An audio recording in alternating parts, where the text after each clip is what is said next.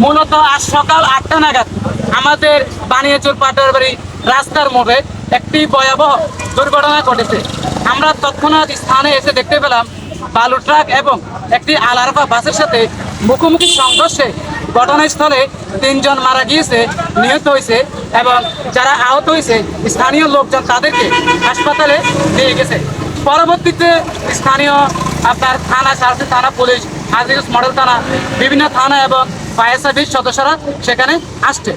আসার পরবর্তীতে ঘটনাস্থল থেকে যারা নিহত এবং হয়েছে তাদেরকে উপরে নিয়ে গেছে আপনার কোর্টে বা চাঁদপুরে, এবং যারা আহত তাদেরকে নেওয়া হয়েছে। এবং ঘটনার মূল যে বিষয় ঘটনাটি সেটা হচ্ছে আপনার এক আলারপা বাস আপনার লংসরে আসছিল।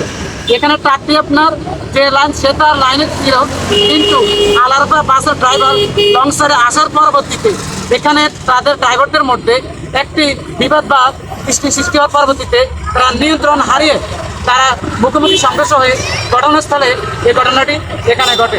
পরবর্তীতে আমরা দেখতে পাচ্ছি।